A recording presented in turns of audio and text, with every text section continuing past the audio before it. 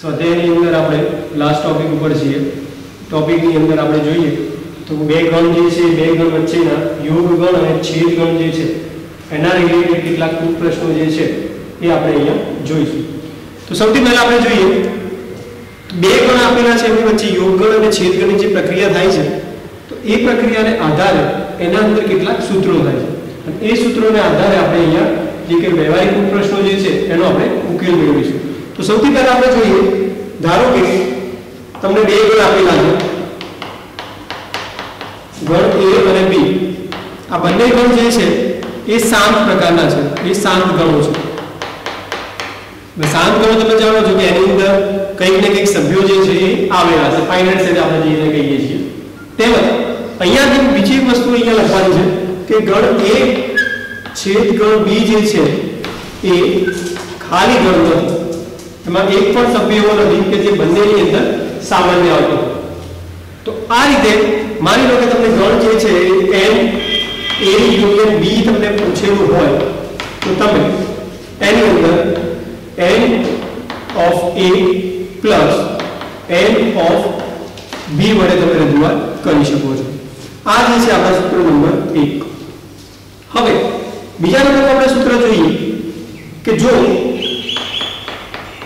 A અને B ગણ જે છે એ ગણ જો ખાલી ગણ ન હોય, શાંત ગણ નથી પણ જો એમની વચ્ચે એક પણ સામાન્ય ઘટક ન આવતો હોય તો એવા સમયે n A યુનિયન B જે છે એ કઈ આની અંદર આ પ્રકારનું બની રહે છે n A plus B n of B minus n of A intersection B. હવે આ સૂત્ર જે છે એ કેવી રીતે આવે છે એ ચલો આપણે વેન ડાયાગ્રામ થી આપણે જોઈએ. તો વેન ડાયાગ્રામ હું અહીં બાજુમાં દોરું છું. વેન ડાયાગ્રામ ની અંદર તમે જાણો છો કે સાર્વત્રિક ગણ જે છે એ ગણને લંબચોરસ વડે દર્શાવીએ છીએ. હવે ગણ A અને ગણ B જે છે એની અંદર આપણે જોઈએ તો ગણ A ગણ B છે એ સાર્વત્રિક ગણ U તરીકે દર્શાવેલો છે. એની અંદર આપણે જોઈએ તો ગણ A જે છે એની અંદર બે ઘટકો આવશે. એમાંથી જે આ ગણ જે છે અહીંયા જે જગ્યા આપેલી છે એ આપણે કહીશું A છેદ B. કારણ કે બંને ગણની અંદર સામાન્ય ઘટકો આવશે એ અહીંયા જ આવશે A છેદ B રજૂઆત કરીએ છીએ. હવે તમને અહીંયા પૂછે છે કે n of A union B. A union B એટલે ગણ A ના સભ્યો ગણ B ના સભ્યો તથા જે સામાન્ય આવે છે એ સામાન્યની અંદર આવતા હોય એવા એક જ વખત લખીએ એવા સભ્યોનું ગણ છે. તો યોગ ગણ જે છે એની અંદર લખીએ તો ગણ A ના સભ્યો ગણ B ના પણ સભ્યો આવે છે. હવે ગણ A ના સભ્યો આપણે રજૂઆત કરીએ તો એ રજૂઆત કરીએ એની અંદર ગણ A ની અંદર તો આ ઘટક આવી જશે આખો, પણ અહીંયા જે વચ્ચેનો ઘટક જે છે એ ઘટક માની લો કે હું તમને આની અંદર સમજાવું તો ગણ A જે છે એની અંદર એક વડે દર્શાવો. આ જે છે ઘટક આની અંદર પણ હોઈ શકે ગણ A ના સભ્યો જે છે એમાંથી કોઈ એક ઘટક જે છે માની લો કે ગણ A ની અંદર 5 સભ્યો છે, પાંચમાંથી કોઈ એક ઘટક જે છે ગણ B માં પણ આવે છે તો B માં આવેલો ઘટક જે છે એ અહીંયા પણ લખાશે. એ જ રીતે ગણ B ની અંદર પણ માની લો કે 4 કે 5 ઘટકો છે એમાંથી કોઈ એક ઘટક જે છે એ A અને B માં સામાન્ય હોય. જો એ રીતે રજૂઆત કરેલી હોય તો એની અંદર અહીંયા ઘટક બે વખત લખાશે. પણ અહીંયા આપણે શું કરીશું કે A યુનિયન B લખવાનું છે તથા અહીંયા તમને કન્ડિશનમાં આપેલું છે કે A intersection B not is equal to 5. એમાં કોઈ પણ ઘટક ખાલી કોમન આવેલો નથી. તો એવા સમયે અહીંયા આપણે એવી રીતે કરીશું કે ગણ A જે છે એના સભ્યોને લઈશું પ્લસ ગણ B ના પણ સભ્યો લઈ લઈશું. ગણ A જે છે એની અંદર આપણે જોઈએ તો અહીંયા સર્કલ વડે હું દર્શાવું તો એની અંદર આ રીતે બને છે. ગણ B જે છે એની અંદર આપણે જોઈએ તો એની અંદર પણ આ રીતના ઘટકો બને છે. તો આ કેસની અંદર તમે જોઈ શકો છો કે આ વચ્ચેનું જે છે A ઇન્ટરસેક્શન B એ બે વખત રજૂઆત થાય છે. ગણ A ની અંદર પણ ઘટકો આવશે, ગણ B ની અંદર પણ આવે છે. પણ આપણે જાણીએ છીએ કે યાદી રીત પ્રમાણે ગણના સભ્યો જે છે એના વારંવાર પુનરાવૃત્તિ થતા હોય તો એને આપણે એક જ વખત લખીએ છીએ. તો જે બે વખત લખીએ છીએ એમાંથી એક જ વખત આપણે લખીશું અને બીજી વખત જે છે એને આપણે બાદ કરી દઈશું. તો આમ n of A intersection B. તો n of A એટલે કે આરે ઘટક આવી જશે, n of B એટલે કે આખો ઘટક આવી જશે અને માઈનસ કારણ કે આ વચ્ચેનો ભાગ જે છે એ બે વખત કેલ્ક્યુલેશનમાં આવે છે, બે વખત ગણતરીમાં આવે છે. તો એટલા માટે આપણે શું કરીશું, તો આ બાદ જે છે એને આપણે એક વખત બાદ કરી દઈશું. તો આ રીતે તમે n a યુનિયન b જે છે એની ગણતરી તમે કરી શકો છો. મિત્રો અહીંયા n જે છે એ સભ્યોની સંખ્યા દર્શાવે છે. તો a યુનિયન b જે છે a યોગ b ની અંદર જેટલા પણ ઘટક સભ્યો જે છે એની સંખ્યા આ રીતે તમે નંબર ઓફ વડે દર્શાવી શકો છો. હવે આગળ જોઈએ તો એની અંદર માની લો કે કોઈ ત્રણ ગણ તમને આપેલા છે અને એ ગણ જે છે શાંત ગણો છે. ધારો કે ગણ a b અને c જે છે એ શાંત ગણ છે. તો આ ત્રણે ત્રણ ગણ જે છે એનો યોગ ગણ જે છે એની અંદર ઘટક સભ્યોની સંખ્યા કેટલી આવે છે એ આપણે જોઈએ. તો n of a union b union c is equal to n of a plus n of b plus n of c minus n of a intersection b minus n of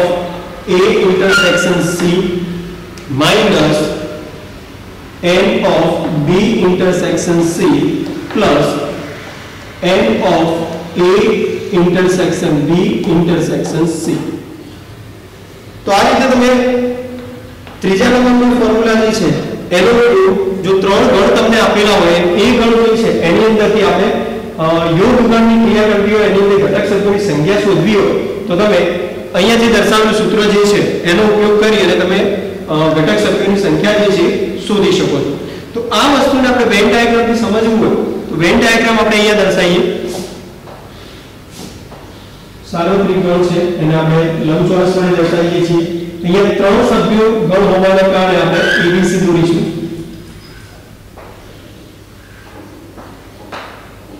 B plus C સાર્વત્રિક ગણ U છે. હવે અહીંયા તમે જોઈ શકો છો માની લો કે તમને ગણ એના ઘટક સભ્યો કહ્યું હોય તો એના ઘટક સભ્યો જે છે એમાં માનો કે હું અહીંયા દર્શાવું છું એક ઘટક સભ્ય અહીંયા પણ આવશે, કદાચ હોઈ શકે એક ઘટક સભ્ય ત્રણેયની અંદર કોમન પણ આવતો હોય આ પણ આવી શકે. તો આ ચારે ચાર જે આપણે ગણ દર્શાવેલું છે એનો હું સરવાળો કરું તો ગણ એની કુલ સંખ્યા મને મળી જાય. એ જ રીતે ગણ બી ની અંદર આપણે જોઈએ તો ગણ બી ની અંદર ઘટક સભ્ય અહીંયા પણ હોઈ શકે, અહીંયા પણ હોઈ શકે, અહીંયા પણ હોઈ શકે, અહીંયા પણ હોઈ શકે. તો આ ચારે ચાર મેં ઘટક સભ્યો લખ્યા છે એની અંદર ટોટલ કરીશ તો ગણ બી ના સભ્યો મળી જાય. એ જ રીતે ગણ સી ની અંદર પણ આ રીતે તમે રજૂઆત કરી શકો છો. તો તમે કેલ્ક્યુલેશન કરી શકો છો કે ગણ અહીંયા જે છે એની અંદર બે વખત રિપીટ થાય છે. આ સભ્ય જે હશે એ સભ્ય ગણ બી નો પણ મેમ્બર હશે અને ગણ બી નો પણ મેમ્બર હશે. તો એ ઘટક સભ્ય જે હશે એને આપણે અહીંયા ગણ બે વખત રિપીટ થાય છે અહીંયા બે વખત. અહીંયા જે ત્રણ વખત લાઈન દોરી છે ત્રણ સભ્ય કયો હશે ત્રણ ની અંદર કોમન આવતો હશે તો ત્રણે ત્રણ ની અંદર કોમન હોય તો આપણે કહી શકીએ દાખલા તરીકે હું તમને એક્ઝામ્પલ આપું તો એ ગણની અંદર સભ્ય છે 1 2 3, બી ગણ છે એની અંદર સભ્ય છે 1 7 5, સી ગણ છે એની અંદર 1 7 2 છે. તો આ રીતે સભ્યો જે છે એની તમે જોઈ શકો છો કે આ એક જે છે એ ત્રણે ત્રણ ગણનો સભ્ય ગણાય અને એક કોમન સભ્ય પણ ગણાય ત્રણે ત્રણની અંદર આવે છે. તો આ અહીંયા એક જે છે ત્રણે ત્રણ ગણમાં આવતો હોવાને કારણે એ જે છે અહીંયા આપણે ત્રણ વડે દર્શાવીશું. અહીંયા આપણે બે વડે દર્શાવીએ, અહીંયા પણ બે વડે દર્શાવીએ. હવે આપણે જાણીએ છીએ કે જે પણ અહીંયા તમે આ ઘટક સભ્ય જે હશે એ બંનેની અંદર આવે છે તો એ બંનેની અંદરથી આપણે એક જ વખત લેવાનું બને છે એક વખત એને આપણે બાદ કરી દઈશું. તો n of a union b union c is equal to આપણે જો એને દર્શાવવું હોય તો એને આપણે આ રીતે દર્શાવી શકીએ છીએ ગણ a ના સભ્યો પ્લસ ગણ b ના સભ્યો પ્લસ ગણ c ના સભ્યો. આ ત્રણે ત્રણ ગણના અંદર સભ્યો તો આપણે લઈ લીધા પણ એની અંદર આપણે ધ્યાનમાં રાખવાનું કે અમુક સભ્યો જે છે એ રિપીટ થાય છે, પુનરાવર્તિત થાય છે. તો પુનરાવર્તિત થતા સભ્યો જે છે એને આપણે એક જ વડે દર્શાવીએ છીએ, એક જ વખત લખીએ છીએ. તો અહીંયા જે બે વખત આવે છે એની જગ્યાએ આપણે એક વખત એને બાદ કરી દઈશું. તો બે વખત લખી એની જગ્યાએ આપણે એક વખત બાદ કરી દઈશું a ઇન્ટરસેક્શન b કારણ કે a અને b નો સામાન્ય ઘટક મળે છે એટલે એક વખત એને આપણે બાદ કરી નાખી તો અહીંયા થઈ જશે 1. અહીંયા તમે જે 1 કર્યું છે પણ इंटरसेक्शन बी जे છે એ તો અહીંયા મેં દર્શાવ્યો છે પ્રમાણે આ આખો જે છે એને આપણે દર્શાવીએ છીએ તો આ જે ભાગ જે છે એ इंटरसेक्शन બી છે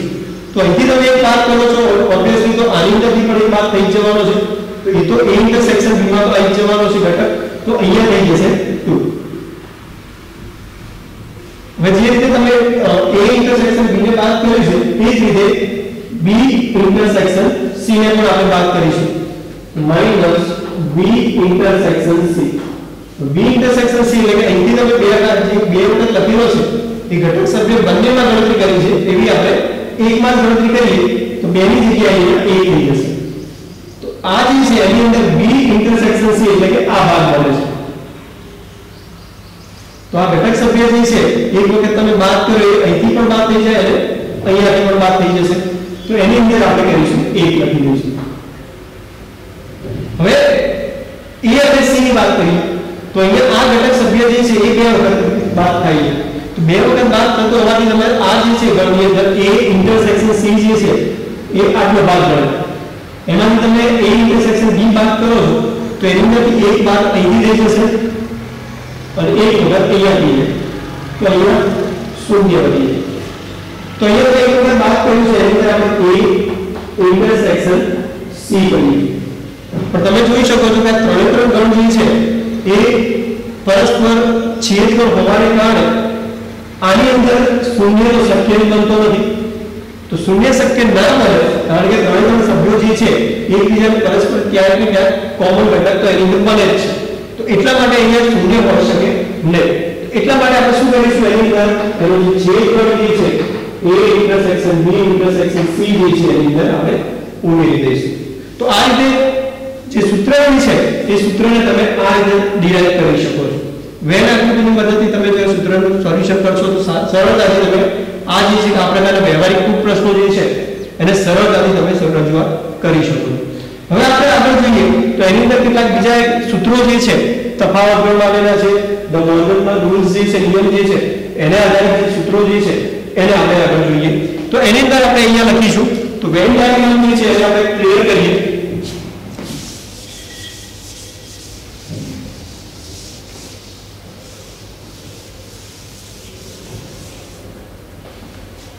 આગળનો સૂત્ર જોઈએ જો તફાવત ગણ તરીકે આપેલો a - b આપેલો હોય તો n - a - b શું દર્શાવે છે કે ગણ a ની અંદર સભ્યો હોય એવા સભ્યોનો ગણ કે જે b ની અંદર ના આવતા અથવા તો તમે એમ પણ કહી શકો ગણ b માં ન હોય એવા ગણ a ના સભ્યો તો હવે a - b ને દર્શાવવું હોય તો આને જો વેન ડાયાગ્રામની મદદથી આપણે લખવું હોય તો એ આપણે આ રીતે લખી શકીએ છીએ તો વેન ડાયાગ્રામ ની રજૂઆત કરું અહીંયા a ગણ છે b ગણ છે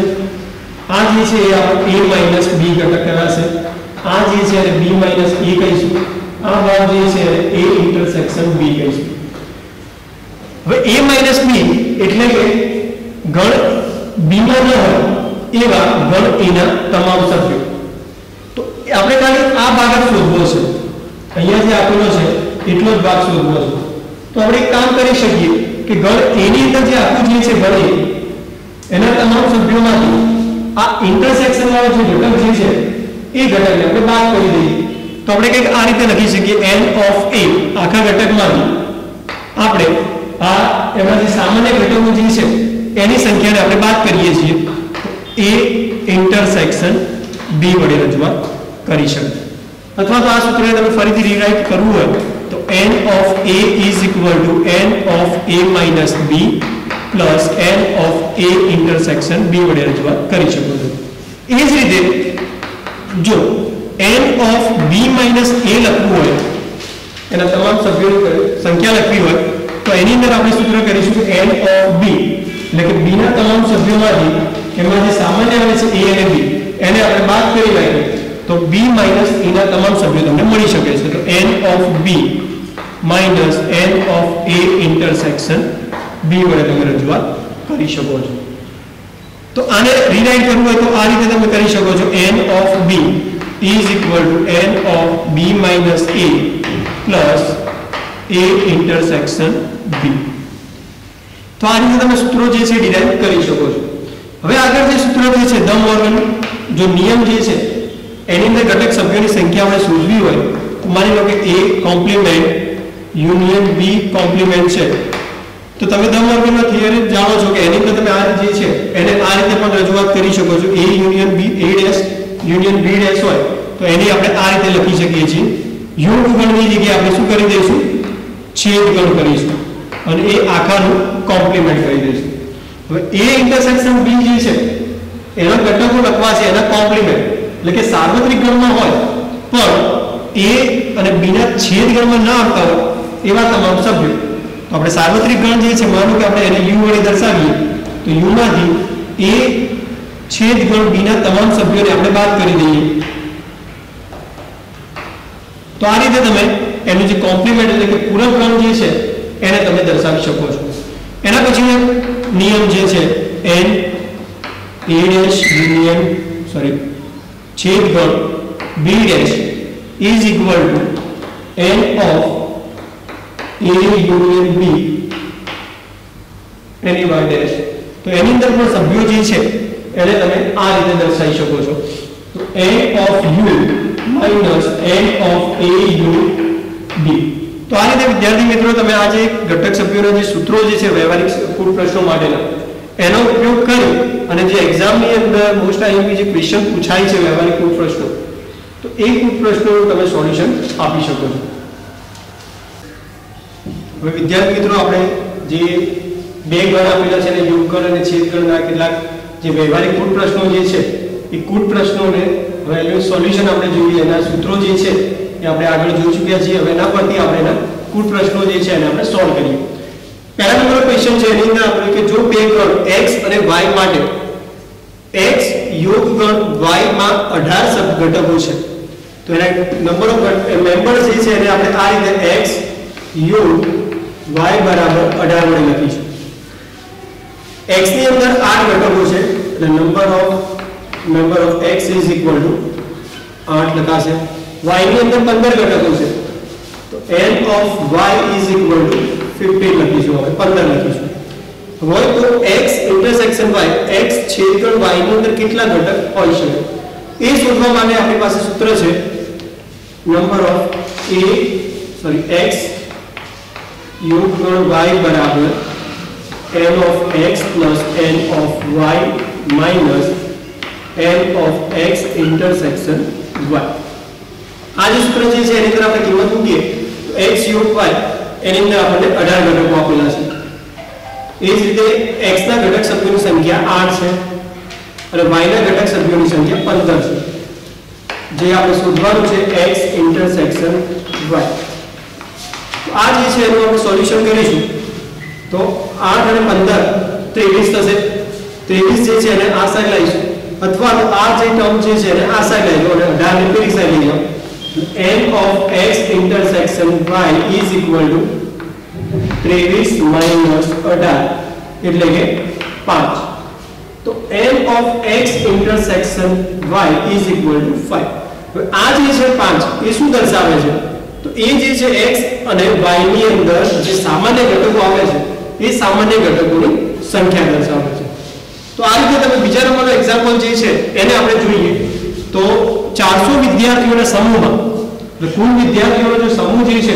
એની અંદર તમે 400 વિદ્યાર્થી આપેલા છે એમાંથી 250 જે છે એ હિન્દી બોલી શકે છે તો આપણે ધારો કે હિન્દી બોલતા વિદ્યાર્થીઓ વ્યક્તિનો સમૂહ વ્યક્તિનો ગણ તરીકે લઈએ એને આપણે h વડે દર્શાવીશું એ જ રીતે અંગ્રેજી બોલતા હોય એવા વ્યક્તિઓ જે છે એને આપણે e વડે દર્શાવીએ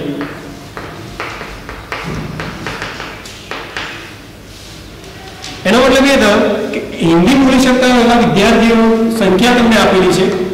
n of h is equal to 250 એ જ રીતે ઇંગ્લિશમાં બોલતા હોય એવા વિદ્યાર્થીઓ જે વ્યક્તિઓ જે છે એની સંખ્યા તમને આપેલી છે 200 આપેલી છે હવે અહીંયા લખ્યું છે 400 વ્યક્તિઓનો સમૂહ છે એટલે એનો જે સાર્વત્રિક ગણ જે છે કુલ સંખ્યા જે છે એ સંખ્યા થશે એની 400 એટલે કે n a h union e is equal to 400 400. હવે શું માંગીએ છે કે 400 વ્યક્તિ પછી તો કેટલી વ્યક્તિઓ હિન્દી અને અંગ્રેજી બોલી શકે, બંને ભાષા જે છે એવી કેટલી વ્યક્તિ બોલી શકે છે એ આપણે અહીંયા ગણતરી કરવાની છે. તો એની માટે આપણું જે અગાઉનું જે સૂત્ર હતું એ સૂત્રનો ઉપયોગ કરીશું. n of h u e is equal to n of h plus n of e minus n of h intersection e. એની અંદર આપણે કિંમત આપેલી છે એ કિંમત મૂકતા જઈએ તો n h union e is equal to 400 એટલે 400. હિન્દી બોલી શકે એવા વ્યક્તિઓ 250 છે, ઇંગ્લિશ બોલી શકે એવા વ્યક્તિઓ 200 છે.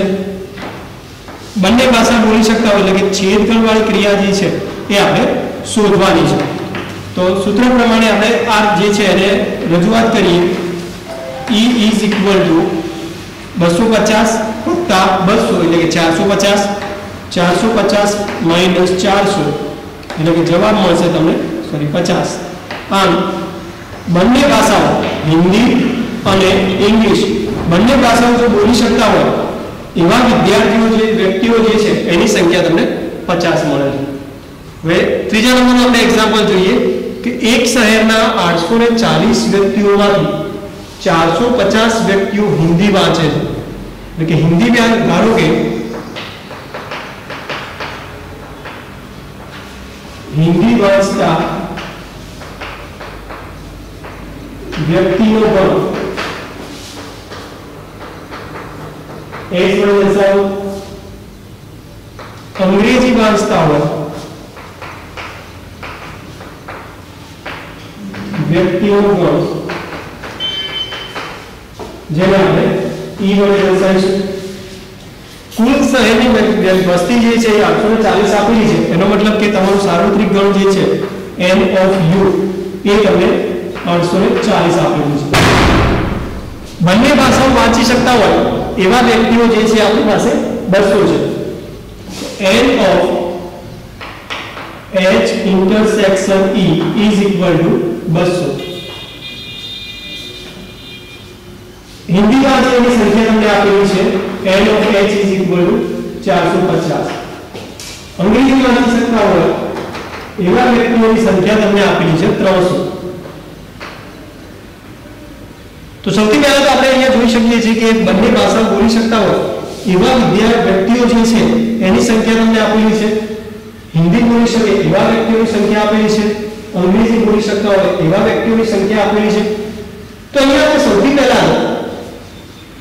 ઓછામાં ઓછી બંનેમાંથી એટલે કે હિન્દી અને અંગ્રેજીમાંથી બંનેમાંથી એક પણ ભાષા બોલી શકતા હોય એવા વ્યક્તિઓ આપણે શોધી લઈએ. તો એવા વ્યક્તિઓ શોધવા માટેનું આપણી પાસે સૂત્ર છે n of h u e is equal to n of h n of e minus n h intersection e. તો એની અંદર સૂત્ર પ્રમાણે આપણે જે કિંમત લખીએ છીએ એની અંદર કિંમત લખીએ તો n of h સંખ્યા છે 450, એની અંદર છે 300 માઈનસ બંનેની અંદર સંખ્યા જે આપી હોય કોમન એવી છે 200. તો આના પરથી તમે જોઈ શકો છો કે આનો જવાબ જે છે એ 850 માઈનસ 200 કરીશું એટલે એની અંદર તમે 750 માઈનસ 200 કરીશું એટલે તમને જવાબ મળશે 550. તો આ કયા વિદ્યાર્થીઓ થયા કે જે